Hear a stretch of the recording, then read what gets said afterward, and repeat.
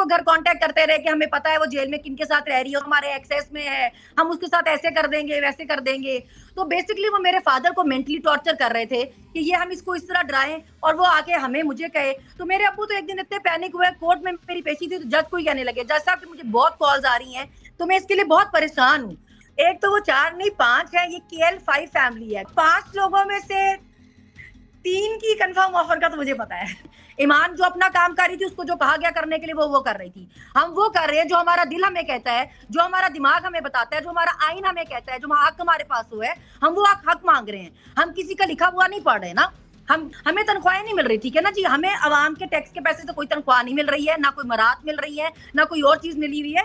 हमारी सिंपल लड़ाई जो है जी हमारे अपने लिए। आपके खानदान महफूज है, आपकी सोसाइटीज में अंदर जाने के लिए बाहर गेट से इजाजत लेनी पड़ती है। हमारे बच्चे स्कूल बसों में भी बम से उड़ जाते हैं ना। हमारे तो लोग घर बाहर निकले मोबाइल छीनने में डकैती में मारे जाते हैं जी। हमारे बच्चों के लिए फ्री के स्कूल नहीं है, फ्री के हॉस्पिटल नहीं है, हमारे माँ बाप फ्री के हॉस्पिटल नहीं जा सकते, हमारे बच्चों के पास जाने के लिए क्लब्स नहीं है। तो हमें सस्ती बिजली नहीं है, हमें मुफ्त का पेट्रोल नहीं है, नौकर नहीं है, घर नहीं है। तो मुल्की मफाद का मतलब ये नहीं है कि कोई एक जगह आप उसको हर सहूलत देते जाए और कोई एक तबका दबता जाए और फिर आप सबके से ये उम्मीद रखें कि वो अपना मुंह भी ना खोले।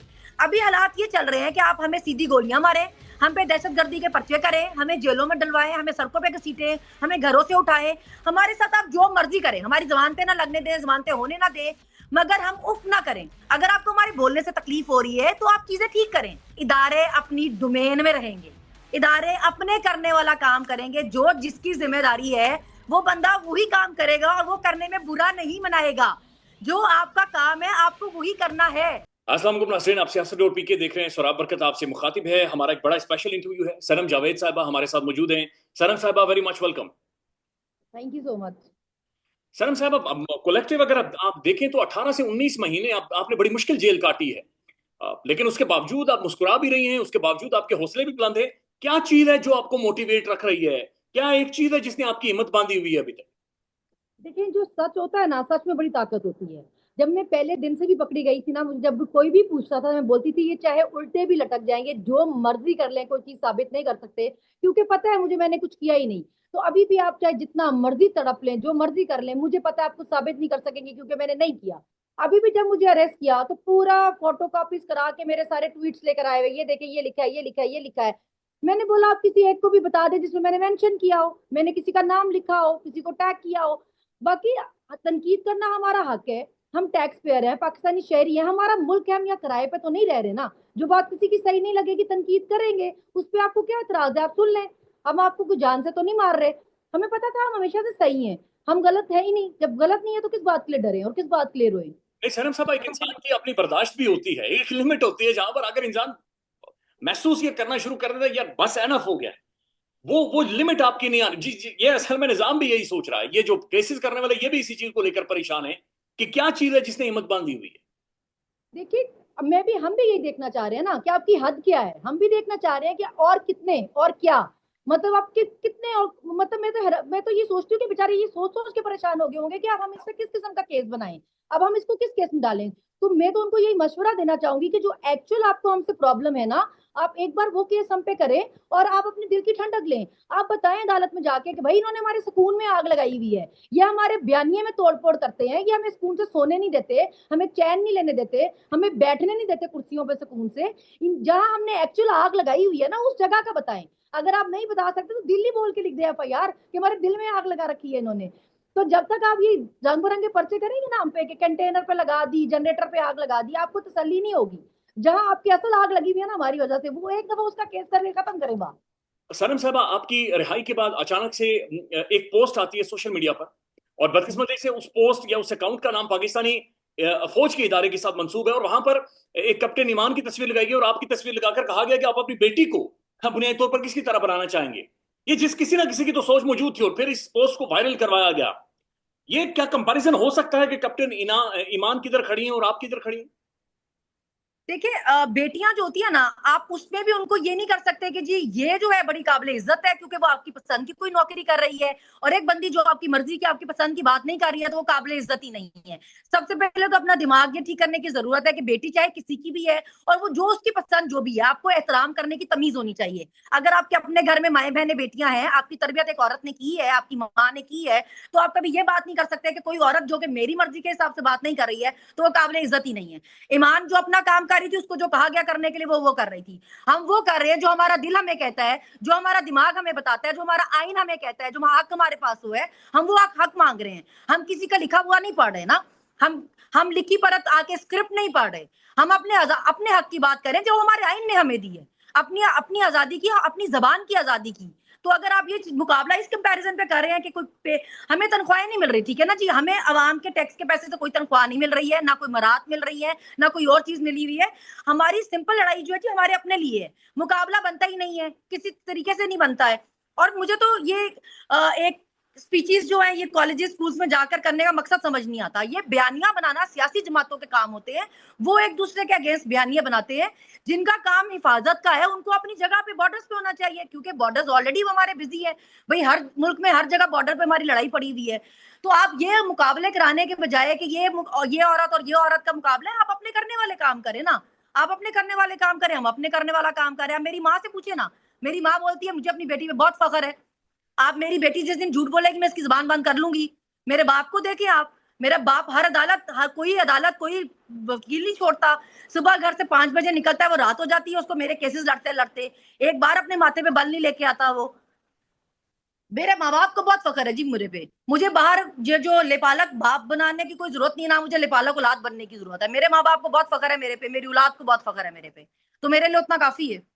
सनम साहब अगेन 61 डेज, एक तो फिर 61 दिन आपको जेल के अंदर रखा गया है।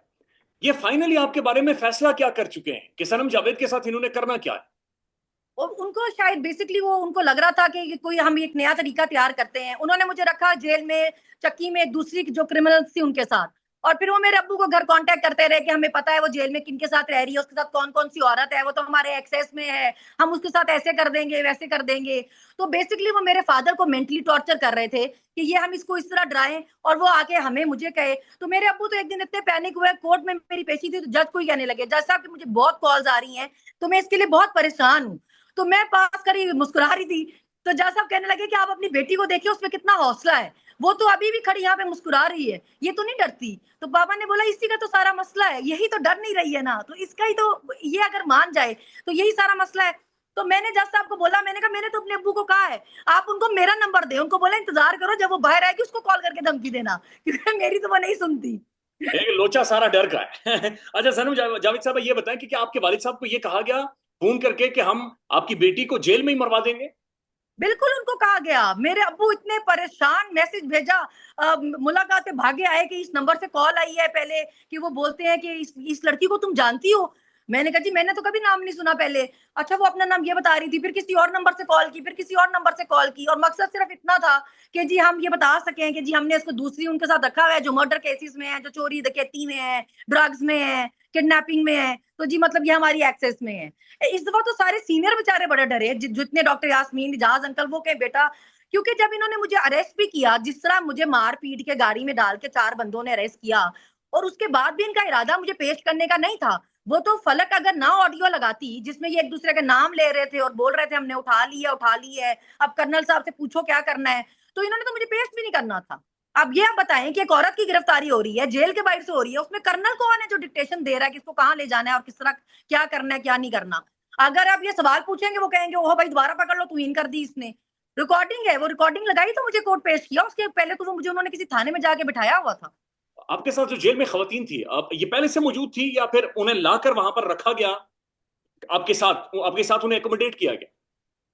वो तो देखिए हमें रखा हुआ था जो सेल से, जो पहले वहां पे मौत की चक्कियां होती थी, लेकिन फिर इन्होंने वो क्योंकि बहुत ज्यादा और खवातीन नहीं आती रहती हैं, तो वो जो नई आने वाली खवातीन होती है वहां वो उनको रख देते हैं। तो मेरे सेल में मेरी जमानत ही जल्दी नहीं हो रही थी, वरना तो आप यकीन करें मर्डर के अक्यूज वाली भी 1 महीने में बेल लेके घर चली जाती है, चोरी डकैती वाली भी 5 दिन में चली जाती है, इवन जो ड्रग्स की रिपीटर होती है 9-9 10-10 महीने दफा आई होती है, वो भी बेचारी महीने 1.5 महीने लगा के घर चली जाती है। मगर मैं इतनी बड़ी कोई दहशतगर्द हूँ कि मेरी 2 महीने केस पीका के केस में जमानत नहीं हुई, तो वो आती जाती रहती है, मैं वहीं थी।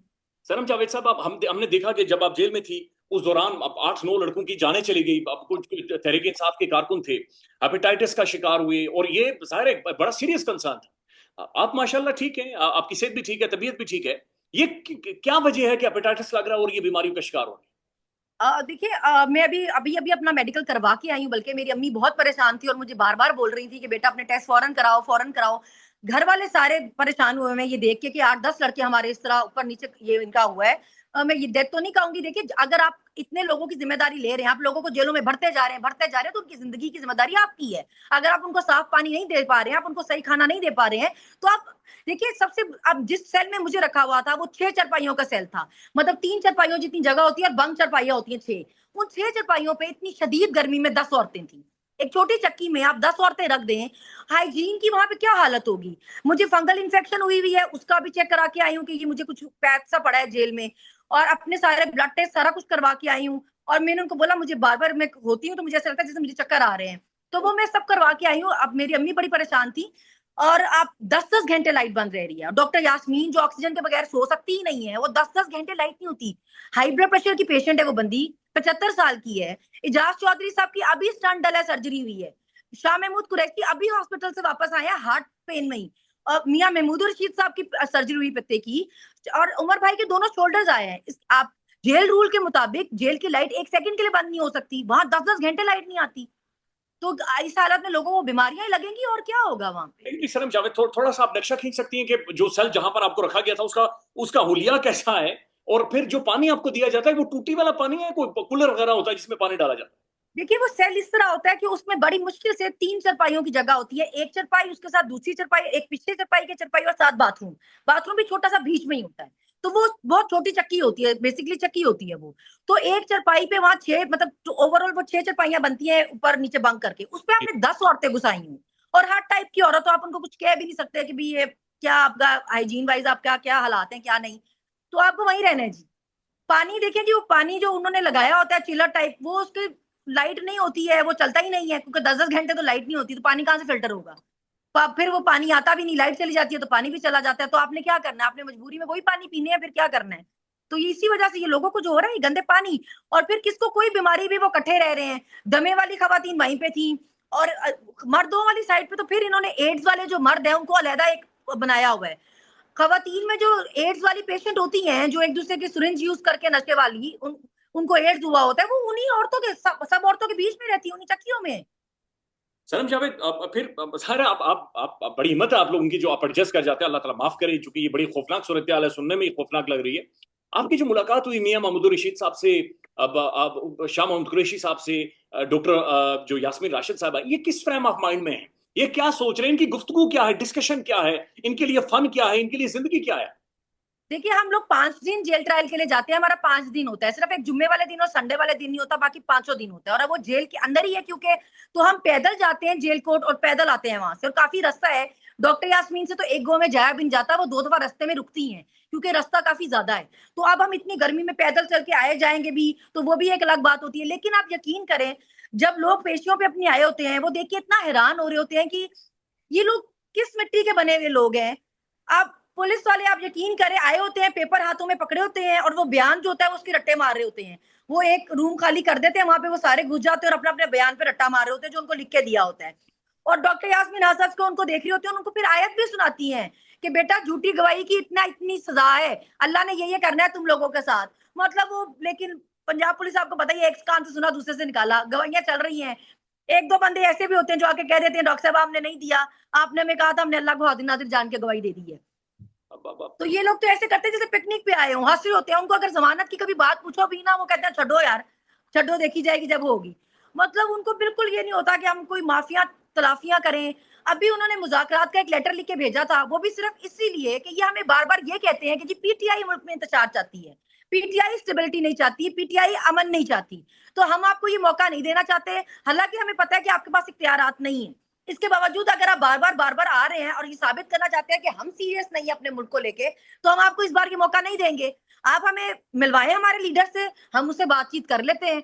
तो फिर अब मिलवाए ना, अभी आके हिम्मत करें, अब शहबाज शरीफ मिलवाए ना फिर उनको खान से। दावतें तो बड़ी दे रहा था मुज़ाकरात की। सरम जावेद साहब, क्या इनमें से किसी को डील की ऑफर हुई है किसी इदारे की जानिब से? और आपकी सोच है।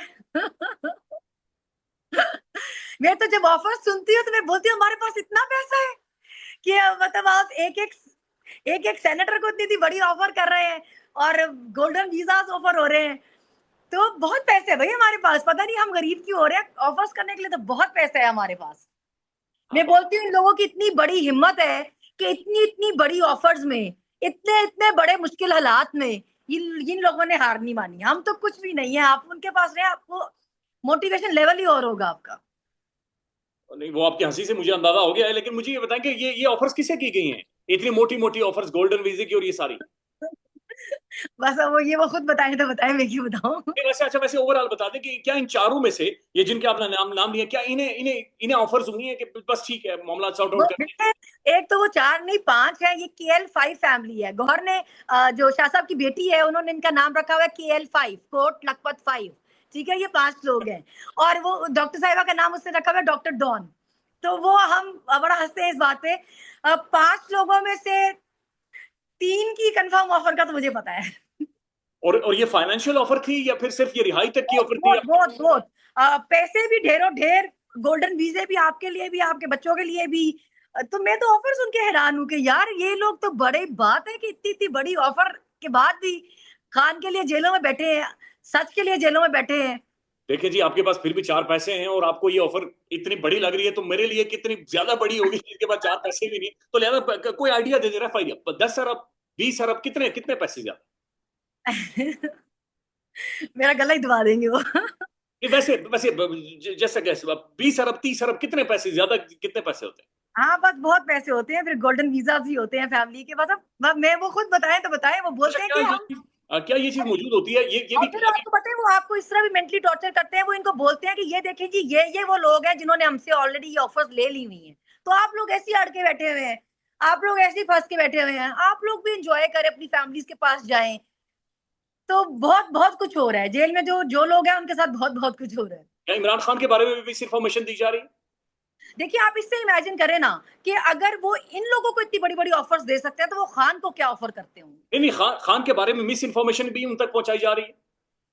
देखिए, वो थोड़ा डिसअपॉइंट होते हैं खान की तरफ से, नहीं, खान तो खुद जेल में है ना, मगर जो लोग बाहर हैं, जो पार्टी क्यादत बाहर है, उनके लिए वो डिसअपॉइंट होते हैं कि ये लोग, क्योंकि शाह साहब देखिए वो नाइब चेयरमैन है, डॉक्टर साहब पंजाब की सदर हैं, एजाज साहब सेनेटर हैं, तो ये लोग सब लोग बड़े, मतलब इनके पास ओहदे हैं। मगर अगर आप इनसे किसी चीज में मशवरा करने ही नहीं आए, आप मुलाकात की मतलब चले कोशिश तो करें ना। वो तो हमें पता है अदालतों में क्या चल रहा है, मगर आप उनको इतनी खुशी होती है, उनको बताओ ना डॉक्टर साहब आपका किसी ने नाम लिया या शाह साहब आपका नाम लिया है, वो इतने खुश होते हैं। अच्छा, तो वो इस चीज पे खुश हो जाते हैं। अगर आप एक अटेम्प्ट करेंगे कि हम आपसे मिलने आ रहे हैं, वो तो इससे बहुत खुश हो जाएंगे।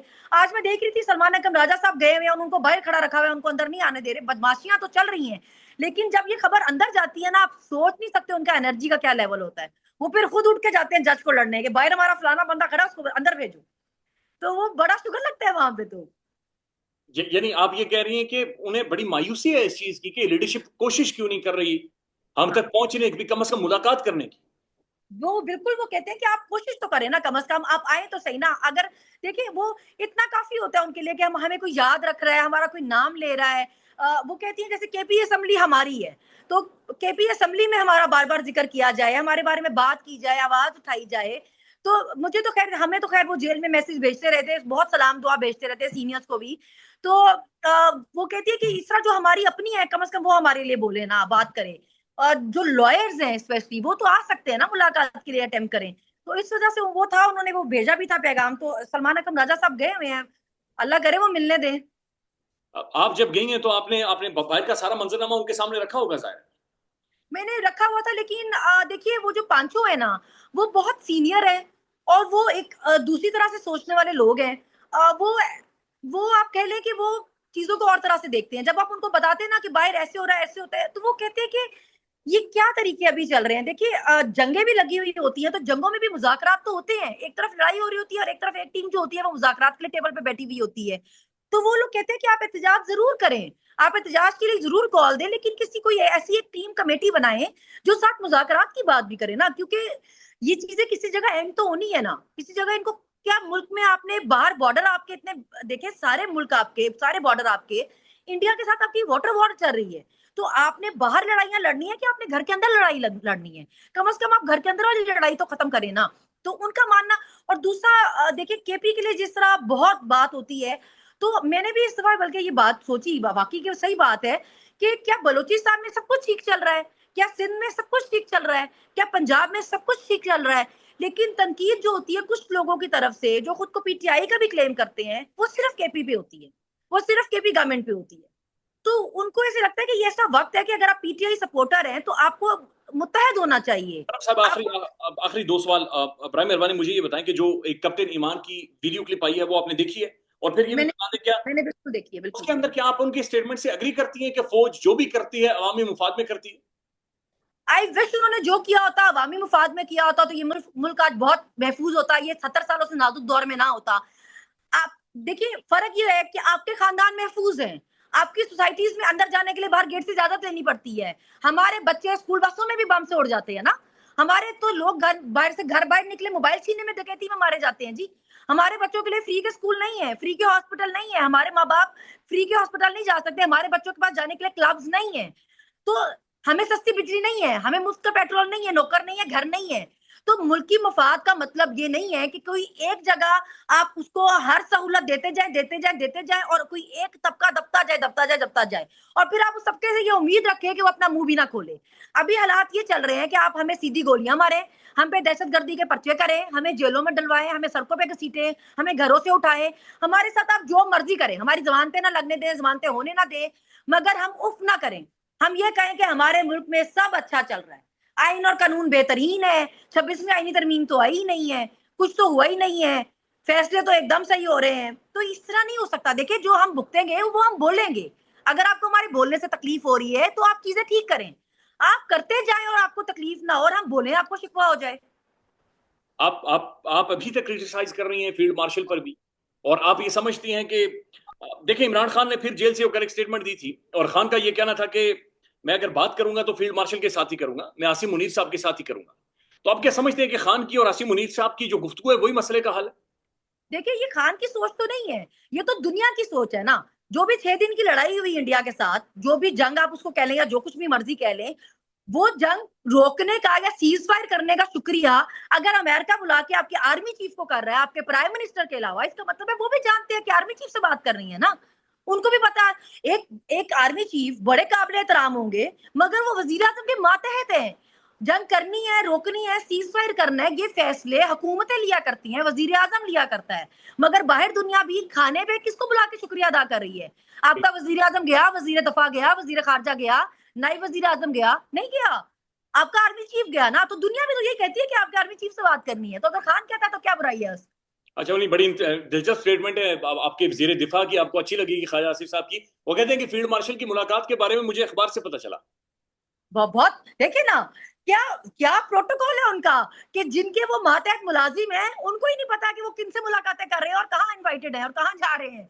और उस पे फिर आप खड़े होकर इसको अप्रिशिएट करें, सारी जमहूरी पार्टी सो कॉल्ड जो कहे कि मुल्क में जमहूरियत है, कि वाह हम में से किसी को पता ही नहीं, लेकिन बहुत अच्छी बात है कि उनको लंच पे बुला लिया। तो तालियां हैं भाई आप लोगों के लिए। तो आप लोगों के मुंह में तो खुली थप्पड़ था ये कि आप लोग खुद दुनिया को बता रहे हैं कि हम फॉर्म 47 में बैठे हुए, हमारी कोई हैसियत ही नहीं है, हम उन लोगों के वोट से आए भी नहीं हुए, इसलिए हमें परवाह भी नहीं लोग हमारे बारे में क्या सोचते हैं। तो वो जिनका चल रही है वही जा रहे हैं लंच करने। धर्म जावेद, आखिरी सवाल आपसे मैं ये जानना चाहता हूँ, इंशाल्लाह आने वाले टाइम में जाहिर आप लोगों की गवर्नमेंट आएगी, हुकूमतें आएंगी, आप लोगों ने मिनिस्ट्रीज लेनी है, आप लोग ही उस वक्त के करता धरता या फिर जमीनी जो शहनशाह होंगे वो आप लोग ही होंगे। क्या रिफॉर्म सबसे पहले सनम जावेद करेगी या जिसके लिए आवाज उठाएगी? कौन सी एक चीज है, चाहे जेल के हवाले से हो, किसी इदारे के हवाले से, क्या जो पहले? और सराब जेल में तो बहुत कुछ ठीक होने वाला है। आप यकीन करें, गरीब लोगों के घर से एक हफ्ते बाद मुलाकात आती है, उनके माँ बाप पता नहीं कैसे इंतजाम करके वो सामान लेके आते हैं, वो आधा खाना चोरी हो जाता है, आधा सामान चोरी हो जाता है। वहां तो एक नेक्स्ट ही लेवल है ना जो तरीके चल रहे हैं उसका। इसके अलावा सबसे बड़ा काम जो इस मुल्क में होना चाहिए और जो सबसे पहला काम होना चाहिए, वो आपने डिसाइड करना है कि इदारे अपनी डोमेन में रहेंगे, इदारे अपने करने वाला काम करेंगे, जो जिसकी जिम्मेदारी है वो बंदा वही काम करेगा और वो करने में बुरा नहीं मनाएगा। जो आपका काम है आपको वही करना है, और अगर आपको कोई वो करने के लिए कह रहा है तो अदालत ना पहुंच जाए कि ये देखिए इसने हमें हमारा काम करने के लिए बोला, ये बोल रही थी अपना काम करने जाओ। ऐसे नहीं करें, आपके करने वाला जो काम है आप वो करें और उसको प्राउडली करें कि जी ये हमारे करने वाला काम था, हमने यही किया। हर जगह टांगे मत फंसाए, मुल्क का बेड़ा गर्क हो रहा है क्योंकि जो जिसका करने वाला काम है वो नहीं कर रहा। वो फिर अदालत में मेरे लिए खड़े होकर बोलते हैं कि जी हम क्या करें, ये चालाक बहुत है, ये हमारे काबू में नहीं आती है जी, ये हमें बातों में फंसा लेती है, लफ्जों में, ये कानून से खेलती है, ये लफ्जों से खेलती है, इसको चीजों का पता चल गया है।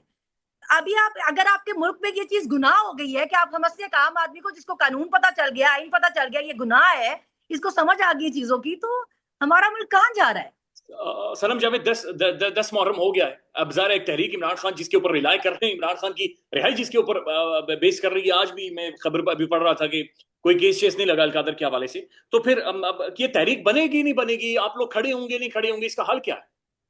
देखिए, सबसे पहले तो मीडिया को खड़े होने की जरूरत है। सबसे पहले तो आप ये देखें कि एक लीडर का नाम टीवी पे नहीं लिया जाता, बैन है, इसके लिए कोई बात ही नहीं करता, इसके बारे में किसी की बोलने की हिम्मत नहीं है। पंजाब में करप्शन हो जाती है, कोई बोलने की बात नहीं करता क्योंकि पता है वहां की सीएम पर्चे कराएगी। अदालतों में फैसले होते हैं, उस पर वो काम नहीं करवा पाते, वो रिट नहीं अपनी कायम कर पाते, इस पर बात नहीं होती। किसी प्रिजनर की अचानक मुलाकात बंद हो जाती है, कोई नहीं बोलता इस बारे में कि जी कैसे बंद होगी और क्यों बंद हो गई।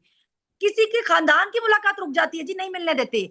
आप लोग सबसे पहले मीडिया को हिम्मत करनी पड़ेगी, उनको बोलने कि ये जो जेलों में ट्रायल चल रहे हैं ये क्यों चल रहे हैं, किस बात की चोरी है, ये अदालतों में क्यों नहीं चलते, इनकी मीडिया कवरेज क्यों नहीं होती, आप कोर्ट रिपोर्टर को क्यों नहीं आने देते, ऐसा कौन सा सच है जो आप लोग छुपा रहे हैं।